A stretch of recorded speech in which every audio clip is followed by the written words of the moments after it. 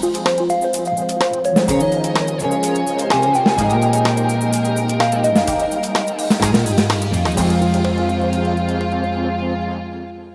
this week we're going to talk about Ravenswood City School District, which finds itself in a very unfortunate situation of facing fiscal insolvency.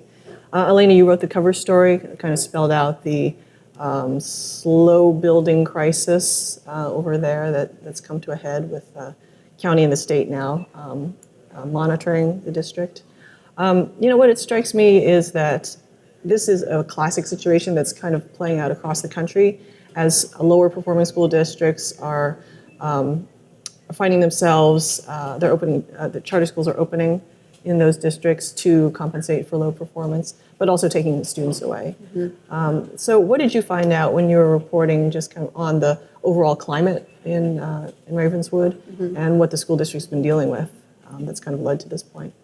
Yeah, so there are some existing charter schools already in East Palo Alto, but what's created some added pressure in the last 2 years was the opening of the primary school, which is actually not a charter, it's private, but this is Priscilla Chan's sort of health education combo school, mm-hmm. Which opened last year, or in 2016, and then the opening of KIP this fall, which they have over 200 students enrolled, and they're just starting with the early grades, so mm-hmm. they're not even fully enrolled yet. Mm-hmm.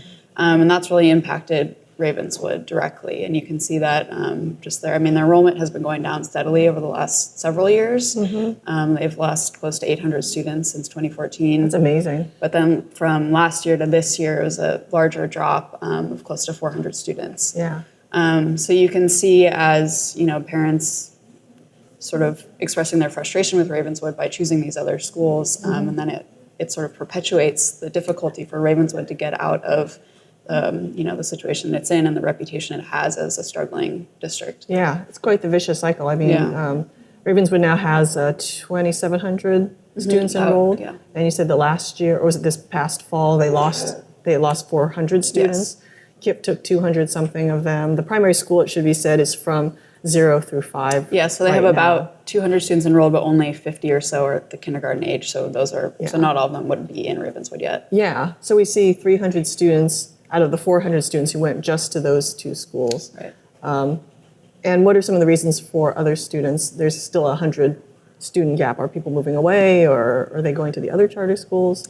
The district does attribute some of that loss to just cost of living in the area, so families leaving East Palo Alto, and you see the pressures of that with a huge number of homeless students that are still in Ravenswood, just families increasingly having a hard time staying here. The district also loses a certain number of students every year through the voluntary transfer program. That's been around forever, or a long time. So that allows through a lottery students to go to neighboring districts, including Palo Alto and elsewhere. So that's also contributing to it. Yeah. I was struck by the kind of huge differences in reading your story this week as opposed to when you were writing about Palo Alto Unified and having its own financial crisis. Mm-hmm. It seems like they face kind of similar issues in terms of the budget's going in the wrong direction and people are not expecting it but the consequences seem to be so different because of the way the revenues are allocated. Yes. And so and you mentioned, Jocelyn and Elena, that attendance has been dropping, which means that every year Ravenswood has been getting less money. How has that manifested itself in terms of the decisions the school has been forced to make in the last couple of years? Because it feels like it just come to a head, but it's not entirely a new issue. Yeah. Well, the reason that, just to touch on what you were comparing Ravenswood to the Palo Alto School District, the reason enrollment is so crucial to a district like Ravenswood is because they're locally funded, so they rely heavily on state funding, which is now provided based on average daily attendance, which is literally the number of days that a student is in school divided by the total number of instructional days. So when they lose a student, they lose that money. But a district like Palo Alto, a basic aid district, the majority of their revenue comes from property taxes, and it's a wealthier area, so they're not as heavily reliant on state funding. But in terms of impact, from looking back at just board agendas and minutes over the last year plus, it's sort of been addressed here and there. There were some layoffs made last spring, and then most of them were rescinded.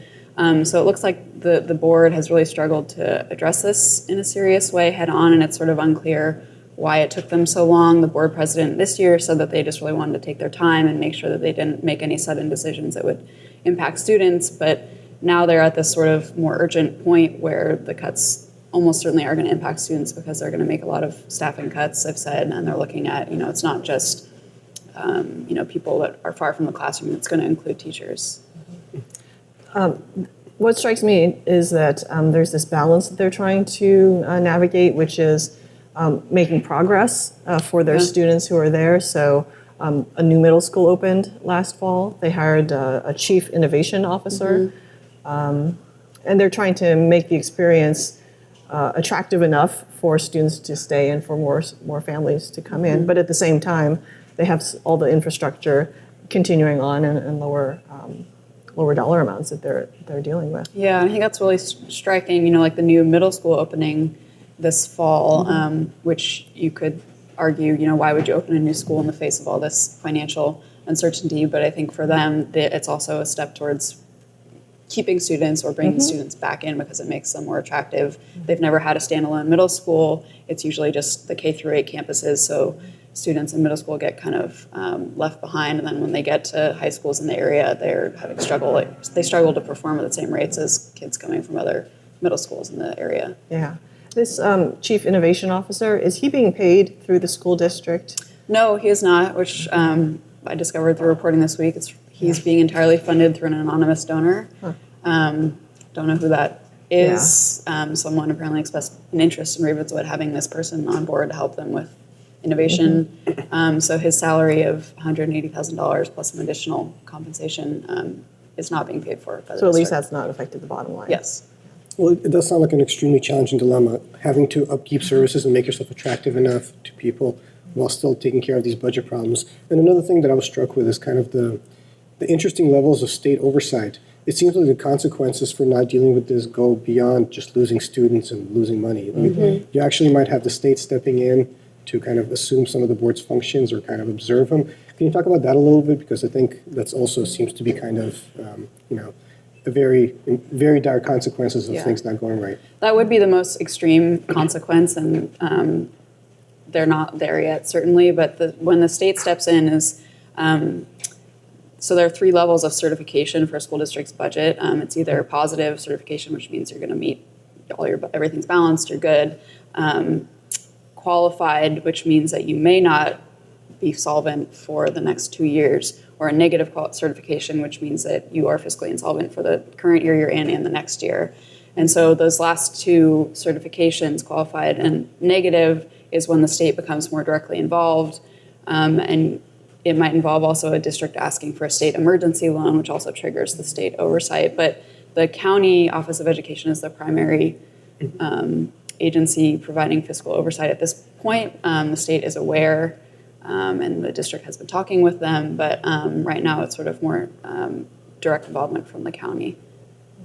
Does it seem like the county really is involved right now, or is it just kind of keeping tabs to see if things get too far? No, they're control, very involved. They're meeting once a week. They're just asking for bi-monthly reports. They're going to be at all the board meetings. I spoke with the county superintendent, and she was pretty concerned about the point that they've gotten to, and said that they've been watching closely over the last few years when there's been deficit spending in the district for a few years, but it really rocketed up this year to $2 million, and that's what prompted them to get more directly involved. Yeah, can you go over how much, so they've been spending in the red since 2014, 2015. By how much have they been spending in the red? Yeah, so in the 2014-15 school year, it was about $544,000. Dropped a little bit the next year, up to $1 million in 2016-17, and then $2 million this year. So this is the crisis that has been foreshadowed. It's not just the loss of enrollment in the fall. Yeah, it's all those factors. Yeah, one thing that puzzles me is that if you look at the board, there's a board of education of 5 members. One's a former city council member, one's a former superintendent. The other 2 who were incumbents in the last election were both school board presidents. So we've got a depth in the bench there, and then there's a newcomer. What was your sense? So you talked with the board president. She responded you were not able to speak with, or they didn't make the superintendent available to you. The former city council member was not responsive to your requests. Right, Sharifa Wilson. Yeah. You did speak with Maria Elena Mendoza, who's the new one. What is your sense of the level of urgency? Because I thought the people that you were quoting, the budget officers, and then also another member, Marcelino Lopez, it seemed like there was some urgency last year. And how come nothing really happened to solve the problem? I mean, there was watchfulness, there was concern. What was your sense from those that you talked to? It's really unclear. I mean, like I said, Ana Pulido, who's the board president this year, said, we wanted to really analyze our financial situation, and they hired this outside firm to conduct a review of their budget, and it seemed like they were waiting for that to come in, and that presentation happened last week, but it really, everyone I talked to said it wasn't surprising, it just confirmed what we knew. So it's kind of unclear if there's, some division going on behind the scenes on how to act. It was clear looking back at board minutes that, at almost every meeting there was some reference to declining enrollment and that this was coming for the district and that things would need to be cut to prepare for it. Yeah. But it does seem like there's been a disconnect, at least from reading your story, between the actual kind of fiscal mess and the way it's being presented, which kind of helps me explain a little bit why the board would be reluctant to make severe cuts. I mean, your headline is Ravenswood in crisis. I don't think I've seen any Ravenswood press releases with that kind of thing. Instead, they're talking about the new Ravenswood, about kind of... Exactly, yeah. It's kind of a little hard to kind of... Yeah, I mean, they were working hard to and they have made a lot of concrete progress forward. The district today is not what it used to be, 5 or 10 years ago. But yeah, I think that they probably worried that this would reverse a lot of that. But how did they communicate this crisis to the public, if at all? I mean... Well, that's interesting. I mean, the reason that I went to last week's board meeting was because the district sent out a press release on Tuesday announcing a fiscal reform package, which sort of painted it as this plan that would save the district $3.3 million. It didn't mention the issues of enrollment or why they were losing students or the source of needing to make the cuts. And it was, again, sort of about the new Ravenswood culture and being fiscally responsible. So they sent that out on Tuesday. There was no mention of the reports coming on Thursday, which were much more dire and shocking, especially in contrast to that. So there is similarity between Palo Alto Unified and Ravenswood as far as bit. how they talk about their financial crises. Yeah. But the more recent kind of the elevated urgency in the sense that there's $3.3 million deficit or whatnot, has that changed the way they're talking about it? I mean, now that it's like staring them in the face, are they at least... Or is it just are they still kind of reticent in recognizing the need to communicate this? I mean, that was just last week. I mean, I think in interviews one of the board members, at least Elena Mendoza, she felt like they were aware of all these things coming, but the exact amount of the budget cuts and how they would happen was not clear to her. There are a lot of numbers being thrown around. I mean, in your reporting, the county was looking at a $10 million deficit in, was it 2 years? 3 Yes, years? Yeah. I think in 2019. Yeah, but that wasn't the picture that was kind of released in the Ravenswood. Yeah, the district Ravenswood report from their budget official on Thursday built in proposed reductions versus this report from a consultant they hired, and then also the county's sort of analysis, which, because the reductions haven't been approved by the board or made, they're not including those yet. So there were some different numbers about how much the deficit would be. Yeah. But everyone is saying $3.3 million needs to be cut now. Yeah. So the county's stepping in. They're meeting with Ravenswood staff and officials every week. What are the deadlines that Ravenswood has to meet in order to still have the same certification that it has now, and it hasn't dropped into the qualified or the... Most of it is leading up to March 15th, which is the day by which any school district has to send out layoff notices to staff that they won't have a job the following year. And it's just notifying them of the possibility. These are not termination notices, but in order to start that process, these have to be sent out. I mean, the Palo Alto School District dealt with this last year. So leading up to March 15th, at board meetings prior to then, they need to start identifying those positions and processing the layoff notices so they can approve them prior to that deadline. They will also have a second interim financial report due to the county in March. And the county, in a letter to the board president this week, made it clear, be very careful about what kind of certification you give yourself, that positive, qualified, or negative. Basically don't, I think, misrepresent, how things are going to be the next few years. Yeah, because there'll be scrutiny on that. Yes. Yeah. So last year they had issued the layoff notices and they took back like 2/3 of them. I assume that won't be possible if once they commit to the layoffs in March 15th. That for fiscal reasons, they're probably not going to roll back I would assume quite so many. so. Yeah. And where's the union stand in all of this?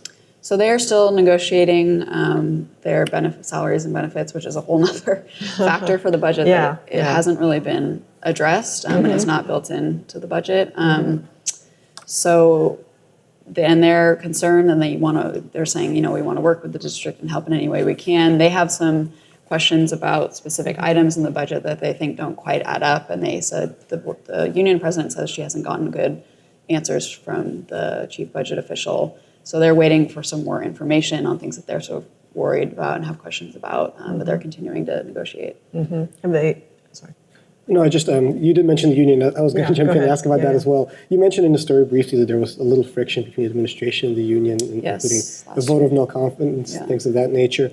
And I'm just curious whether this financial crisis, which usually gets unions revved up because it impacts their bottom line, whether that's going to exacerbate tensions or anything like that. I'm curious, have you seen at this point any kind of fresh discord between the union?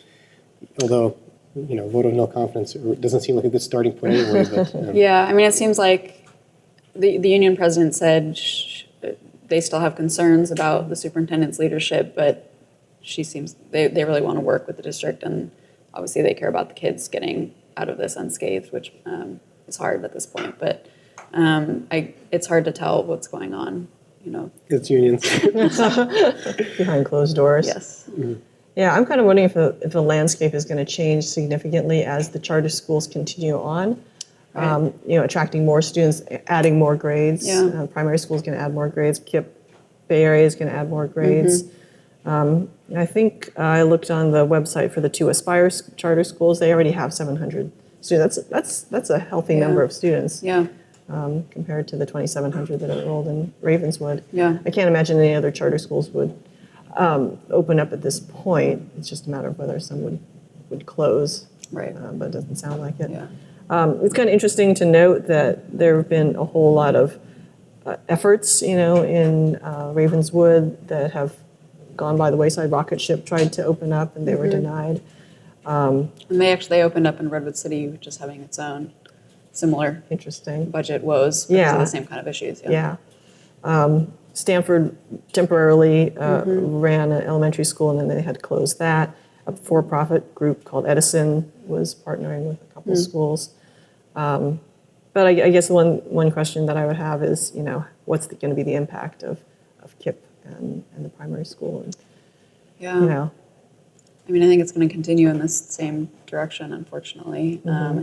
I remember going to the Ravenswood board meetings when they were talking about KIPP's charter, and then when they approved it, and the divide between the families who feel like we need a better educational option now for our children in East Palo Alto, and we don't want to send them out of our own city, but Ravenswood isn't an option for us. And then there's some people who are just diehard Ravenswood, and they don't. They say, every person that leaves and chooses the charter school is hurting us, and we need to support our local schools. And the more people that leave, the harder it is for us to improve. Yeah. Like I said at the beginning, it's a classic conundrum, playing out across the country. Yeah. With different districts. Yeah. All right. Well, we'll keep an eye on Ravenswood and see what more you can turn up on this as it unfolds. Thanks for your reporting this week. Thank you. All right. That's it for this week's edition of Behind the Headlines. If you want to subscribe or like us, please click below. You can always find us on Instagram, Facebook, and Twitter, as well as paloaltoonline.com. To talk about this issue, go to paloaltoonline.com/square for Town Square, our community discussion forum. We'll see you next week.